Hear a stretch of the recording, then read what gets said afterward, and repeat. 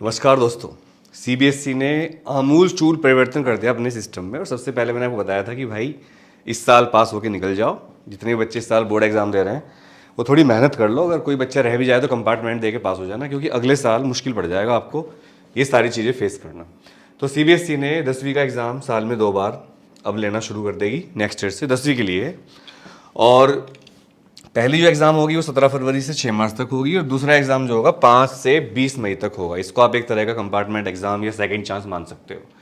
मेरे पास पूरा इसका ड्राफ्ट है, मैं आपको पढ़ के सुनाता रहूँगा, क्योंकि बहुत बड़ा डेटा है। तो मैं वैसे पढ़ तो लिया मैंने, पर मैं फिर भी कुछ डेटा भूल न जाऊँ, गलत ना बता दूँ, इसलिए मैं यहाँ पर आपको एक एक चीज़ करके एक्सप्लेन करूँगा। उधर चला जाता हूँ मैं, इसको इधर ले आता हूँ। अब देखो सीबीएसई ने करा क्या है एक्चुअल में, क्यों मैं ये वीडियो बनाना चाह रहा हूँ, वैसे आपको पता भी चल गया होगा। और एग्ज़ाम जानकारी का जो टेलीग्राम चैनल है वहाँ पर हमने पोस्ट पहले ही कर दी थी, 2 दिन पहले ही।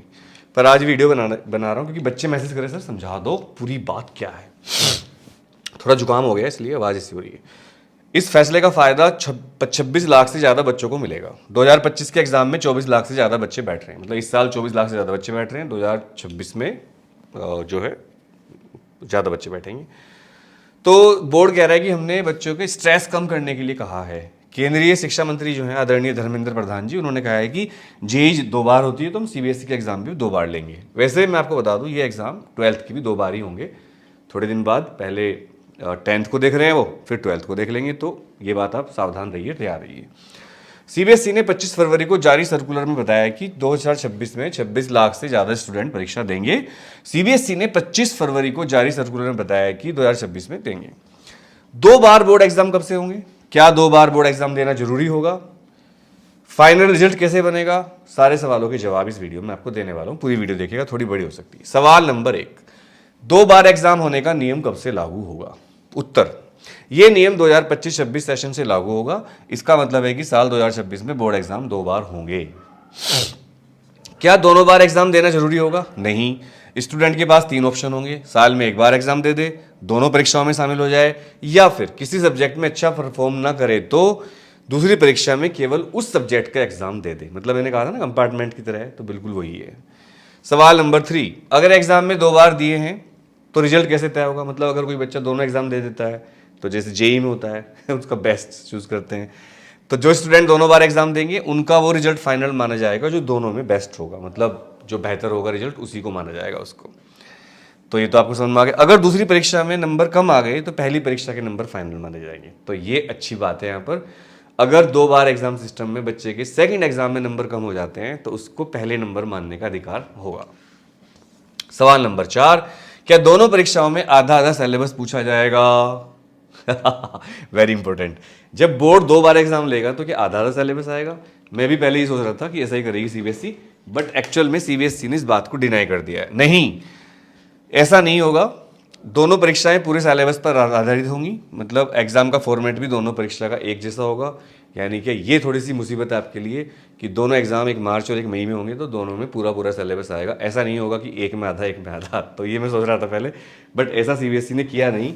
सीबीएसई थोड़ी चालाक हो गई है भाई, ठीक है। सीबीएसई ने ऐसा नहीं किया, वैसे कर देते तो अच्छा रहता।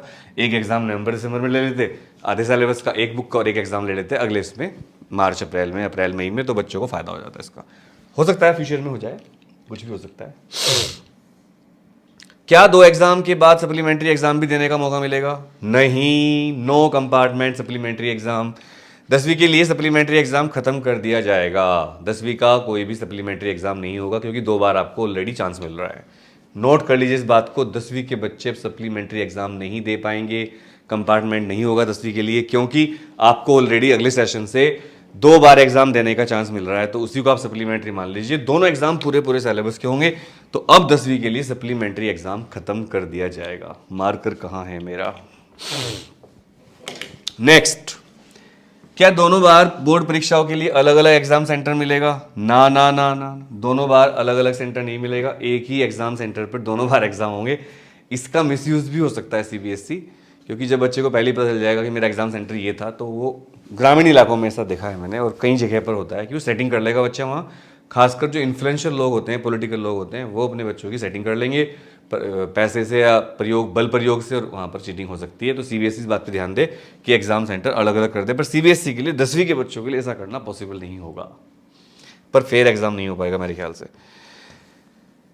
क्या दोनों बार हो गया सवाल? सातवां सवाल, क्या दोनों परीक्षाओं के लिए रजिस्ट्रेशन अलग अलग करना होगा? फीस भी 2 बार लगेगी? ना ना ना ना ना, एक ही बार रजिस्ट्रेशन होगा, एक ही बार फीस लगेगी, और 2 बार परीक्षा देने का ऑप्शन चुनने पर फीस एक साथ ले ली जाएगी। मतलब अगर कोई बच्चा शुरू में जब फॉर्म भरे जाएंगे जुलाई अगस्त में, वो कहता है मुझे तो एक ही एग्जाम देना है, तो उससे हाफ फीस ली जाएगी।